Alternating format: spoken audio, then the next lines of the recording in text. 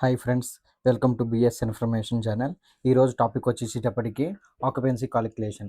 ఈ occupancy calculation మీదే మొత్తం డిజైన్ అంతా కూడా డిపెండ్ అయి ఉంటుంది. మనం స్టెప్ బై స్టెప్ నేర్చుకుంటున్నాం కదా. చూడండి, 100 రూమ్స్ హోటల్ కోసం లోతైన వివరణ.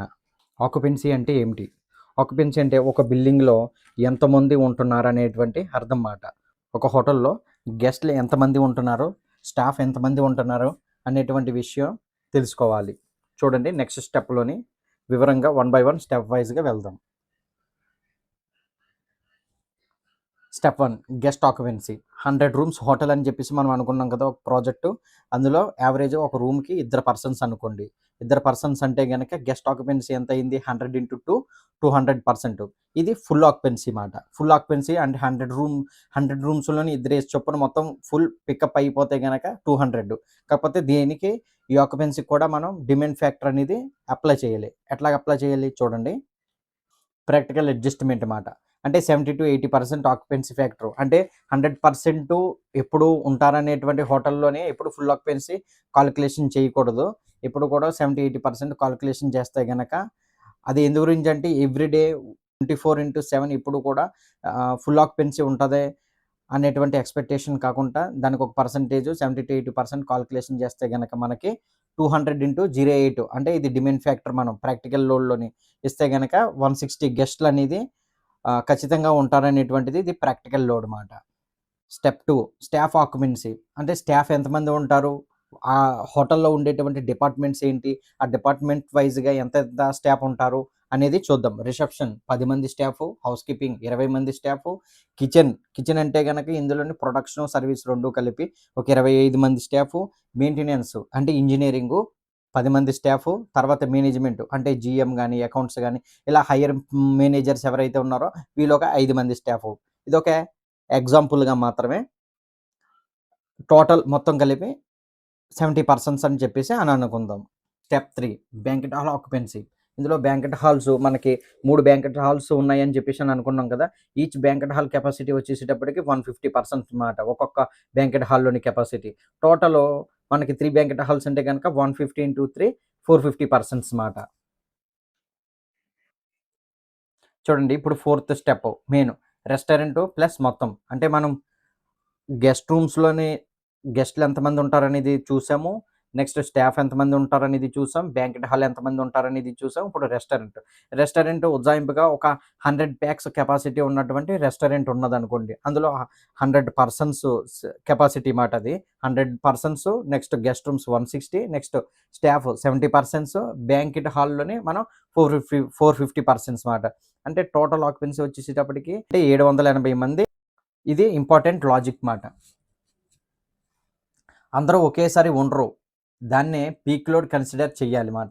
ఎందు గురించి అంటే స్టాఫ్ అనేది షిఫ్ట్‌ల వైస్‌గా ఉంటది. అక్కడ వాళ్ళకున్నటువంటి ఇంపార్టెన్స్ ప్రకారంగా స్టాఫ్ అనేది ఉండడం జరుగుతది. నెక్స్ట్ గెస్ట్‌లు కూడా అందరూ కూడా ఎట్ ఎ టైమ్ ఉండరు.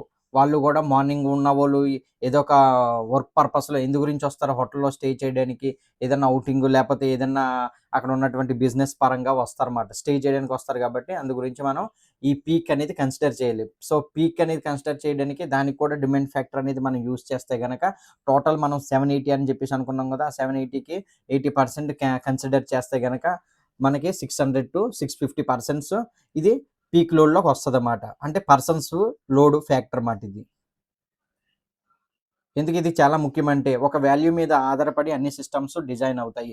ఎందు గురించంటే ఆక్యుపెన్సీ ఆక్యుపెన్సీ మీదే డిపెండ్ అయ్యే మొత్తం హోటల్‌లోని ఎంతమంది పర్సన్స్ ఏ ఏరియా వైస్‌గా ఎంత పర్సన్స్ ఉంటున్నారనేటువంటి దాని మీదే కిందన ఉన్నటువంటి వాటర్ డిమాండ్ గాని, హెచ్‌విసీ లోడ్ గాని, ఎలక్ట్రికల్ లోడ్ గాని, ఫైర్ సిస్టమ్ కూడా ఇవన్నీ కూడా డిజైన్ అవ్వడానికి డిపెండ్ ఆన్ పర్సన్స్‌ని బట్టే కాలిక్యులేషన్ అనేది వస్తదన్నమాట. చూడండి, ఎగ్జాంపుల్‌గా ఒక చిన్న ఎగ్జాంపుల్ అయితే గనక ఆక్యుపెన్సీ పర్సెంటేజ్‌లోని ఎట్లా తీసుకోవాలనేది ఒక ఫార్ములా ప్రకారంగా ఆక్యుపెన్సీ రేట్ అంటే total rooms by occupied rooms into 100 మాట. అంటే టోటల్ రూమ్స్ మనం ఎంత అనుకున్నాం 100 రూమ్స్. ఆక్యుపైడ్ రూమ్స్ అంటే ప్రెజెంట్ ఒక 75 రూమ్స్ మాత్రం ఆక్యుపైడ్ ఉన్నాయి. అంటే గనక 100/75 ఇంటూ 100 అంటే అక్కడ మనకి 75%. అంటే 75 రూములు మాత్రమే మనకి 75% వైజ్‌లోకి వెళ్ళేటప్పటికి ఇది 75% మాట. చూడండి 100 రూమ్స్‌లో 75 ఆక్యుపైడ్ ఉంటే ఆక్యుపెన్సీ రేట్ 75 అవుతుంది. ఇది పర్సెంట్ వైస్‌గా మనం ఎంత పర్సెంట్ ఉన్నది మీ హోటల్‌లోని అని ఎగ్జాంపుల్‌గా కాలిక్యులేషన్‌లో అడిగితే గనక అక్కడ ఉన్నటువంటి పర్సెంటేజ్ ఒకవేళ అది 165 రూమ్స్ అయినా, 175 రూమ్స్ అయినా సరే ఈ ఫార్ములా అనేది ఉపయోగిస్తే గనక మీకు అందులో పర్సెంట్ వైస్‌గా వస్తది. చూడండి కామన్ మిస్టేక్స్ ఇది చాలా ఇంపార్టెంట్ ఇది కూడానా. అంటే ఈ ఆక్యుపెన్సీలోని ఓన్లీ టోటల్ లోడ్స్ అనేవి తెలుసుకోవాలంటే గనక మనం ఇందులోని కాలిక్యులేట్ అనేది ఇందులో ఉన్నటువంటి ఇగ్నోర్ చేసినా సరే అక్కడ ఆక్యుపెన్సీ డిమాండ్ అనేది పడిపోతదన్నమాట. అంటే తర్వాత ఆ లోడ్‌లనేవి ఆ ఎక్విప్‌మెంట్ ఏదైతే డిజైన్ చేస్తామో ఆ డిజైన్ ప్రకారంగా ఆ లోడ్‌లనేవి వాటిలికి సూటబుల్ అవ్వదు. ఓన్లీ రూమ్స్ కన్సిడర్ చేయకూడదు. నెక్స్ట్ స్టాఫ్‌ననేది ఇగ్నోర్ చేయకూడదు. ఎందు గురించంటే ఫెసిలిటీస్ కూడా స్టాఫ్ లాకర్సు అని చెప్పేసి ఉంటాయి. వాటిలికి కూడా అన్ని ఎలక్ట్రికల్లు, ప్లంబింగు, వాటర్ ఫెసిలిటీ ఇవన్నీ ఉంటాయి కాబట్టి అందులోని కూడాన ఆ లోడ్ అనేది కూడా అక్కడ పడిపోతది. అందు గురించి స్టాఫ్ ఫెసిలిటీస్‌కి ఇచ్చేటువంటిది కూడా మనం ఇగ్నోర్ చేయకూడదు. Next banquet halls missing. Banquet halls loads, next peak confusion. మీకు చెప్పాను కదా! ఇందులోని డిమాండ్ ఫ్యాక్టర్ అనేది యూజ్ చేసి టోటల్‌గా ఉన్నటువంటి దాన్ని పీక్ వైస్, యావరేజ్ కన్‌ఫ్యూజన్ చూడండి. సరైన ఆక్యుపెన్సీ ఉంటేనే సరైన డిజైన్ వస్తది. ఫ్రెండ్స్ ఇది చాలా ఇంపార్టెంట్. ఎందు గురించంటే మొత్తం హోటల్ అంతా కూడా ఈ ఆక్యుపెన్సీ మీదే డిపెండ్ అయ్యి ఉంటది. మీకు ఈ వీడియో నచ్చినట్లయితే గనక షేర్ చేయండి, లైక్ చేయండి, కామెంట్ చేయండి. ఏదైతే ఇన్ఫర్మేషన్ ఉన్నదో ఇన్ఫర్మేషన్ 10 మందికి పాస్ చేయండి. ఇలాంటి మరిన్ని వీడియోస్ గురించి బీఎస్ ఇన్ఫర్మేషన్ ఛానల్ సబ్స్క్రైబ్ చేయండి. Thank you watching BS information channel.